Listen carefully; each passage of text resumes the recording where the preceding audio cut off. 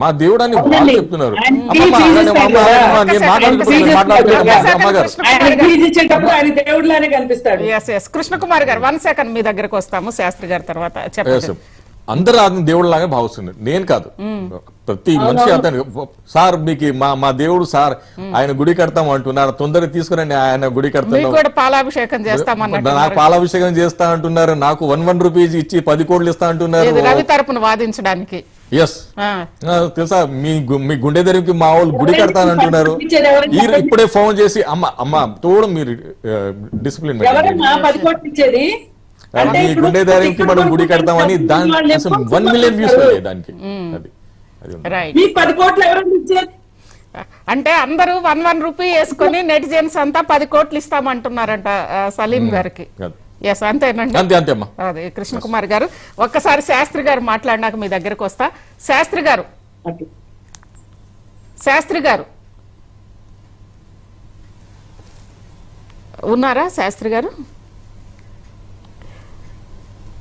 Right. Krishna Kumar గారు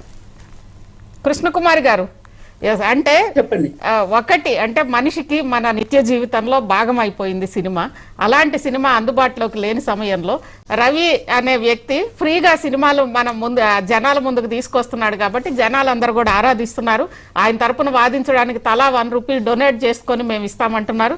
అదేవిధంగా పాలాభిషేకం కూడా నిన్న చూసాము, ట్విట్టర్ మొత్తం కూడా అతని తరపున. ఎస్, 1 సెకండ్ కృష్ణకుమార్ గారు, శాస్త్రి గారు మాట్లాడినాక వస్తా. శాస్త్రి గారు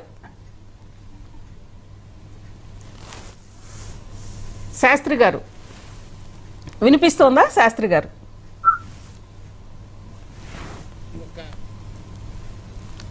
గారు వినిపిస్తోందండి? ఎస్, మీ ఆడియో మ్యూట్ లో ఉందండి, ఒకసారి ఆన్ చేసుకోండి, ఆడియో ఆన్ చేసుకోండి శాస్త్రి గారు. ఇప్పుడు ఓకే, చెప్పండి.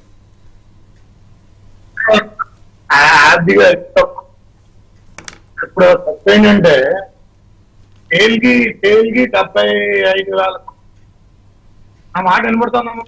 వినిపిస్తోందండి, చెప్పండి.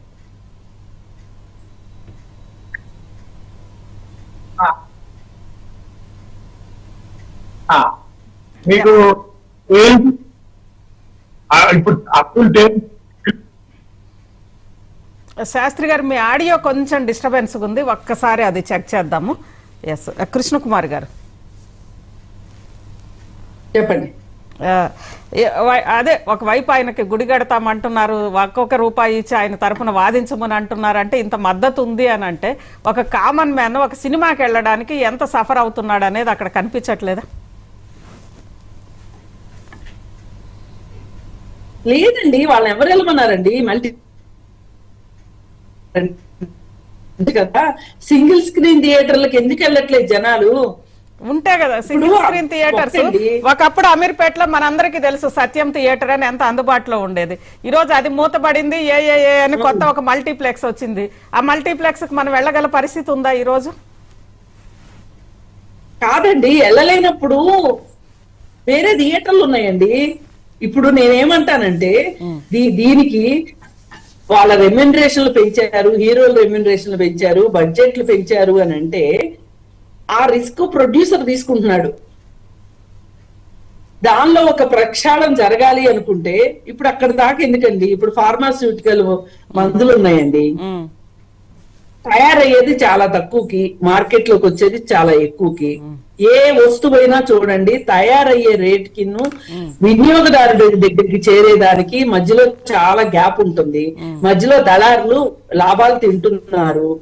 అందుకని చెప్పి నేను దొంగతనం చేసుకొచ్చి మీ అందరికి పంచి పెడతాను అంటే ఎలా కుదురుతుంది? ఇప్పుడు కొంతమంది చీరలు దొంగతనం చేస్తారండి, లూటీ చేస్తారు. చేసి ఏం చేస్తారంటే వాళ్ళు పల్లెటూర్లకు వెళ్ళి ఆ చీరలు అమ్ముతారు. అమ్మితే ఆ చీరలు కొనుక్కుంటే అసలు ఈ చీరల దొంగతనం ఎక్కడ జరిగింది ఏంటి అని చెప్పి వాళ్ళు మొత్తం లాగితే, మేము పలానా ఊర్లో పలానా ఇంట్లో చీర అమ్మాము అంటే వచ్చి ఆ ఇంటి మీద రైడ్ చేసి చీరలు పట్టుకెళ్లే పరిస్థితి ఉంటుందండి, తెలుసా అండి? అంటే నేనేమంటున్నానంటే మనము ఏ మాత్రం అవకాశం ఉన్నా మనుషులకి చట్టాన్ని గౌరవించేదానికి ఒక బాటను వేద్దాం, ఒక వరవడిని తీసుకొద్దాం. అంతేగాని ఇప్పుడు ఇదంతా ఏమైపోయింది, మనది ఒక గొర్రెల మంద మనస్తత్వంలో మనం ఆలోచిస్తా ఉంటాం. ఒక 10 మంది ఐబొమ్మ రవిని ఎస్ మంచోడు అన్నారనుకోండి, 11వ వాళ్ళు 12వ వాళ్ళు అతనికి మద్దతు, ఇతననే కాదు, ఐబొమ్మ రవి అనే కాదు, ఎవరైనా సరే ఇలా చేస్తా ఉంటారు. ఇది ఒక రకమైన మాపు సైకాలజీ. ఈ మాపు సైకాలజీని దారిలో పెట్టాల్సిన అవసరము విఘ్నులకు ఉంది, మీడియాకు ఉంది, పత్రికలకు ఉంది, ప్రభుత్వానికి ఉంది. అలాగే వృత్తుల్లో ఉన్నవాళ్ళు, వృత్తుల్లో ఉండేది ఎవరండి? ఉపాధ్యాయులు, లాయర్లు. ఇప్పుడు ఒక లాయర్కి తన క్లయింట్ ఎంత నేరస్తుడైనా అతని తరఫున పనిచేసి చెయ్యాలి అనే ఒక నైతిక బాధ్యత ఉంటది, నేను కాదు అనట్లా. కానీ ఇలా మీడియాలోకి వచ్చేసేసి నా క్లయింట్ గొప్పవాడు అని చెప్పటము ఏమవుతుందో చెప్పమంటారా? ఇవి కోర్టులో జరగాల్సింది, మీడియా ట్రయల్స్, కోర్టులో జరగాల్సిన ట్రయల్స్ మీడియాలో జరుగుతున్నాయండి. ఇది చాలా ప్రమాదకరమైన ధోరణి. ఇలా జరగకూడదు. ఎందుకంటే మనం ఎంత అవకాశం ఉంటే అంత మనం నైతికత వైపు సమాజాన్ని నడిపించాలి. ఇప్పుడు దొంగతనం నేరము అనేది చట్టంలో మళ్ళీ మీ దగ్గరికి వస్తాను శాస్త్రి గారు.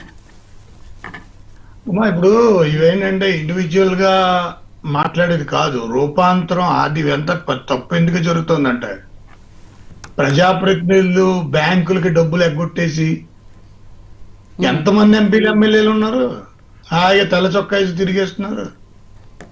సిబిఐ రైడ్ అయింది, ఈడీ రైడ్ అయింది, ఇన్కమ్ ట్యాక్స్ రైడ్ అయింది. ఎంతమంది అరెస్ట్ చేసి బెయిల్ తీసుకుని ఉన్నారు. ఇది కాదమ్మా ఆర్థిక వ్యవస్థ. మనదేదో పెద్ద దేశం ఆర్థిక వ్యవస్థ అంటే నేను ఒప్పుకోను. మన భారతదేశానికి ఆర్థిక వ్యవస్థ అంటే ఏం లేదు, దిక్కుమాల మిశ్రమ ఆర్థిక వ్యవస్థ. ఇన్ని చదువులు చదివాను, నాకు ఇప్పటివరకు ఆర్థిక వ్యవస్థ అర్థం అవ్వలేదు.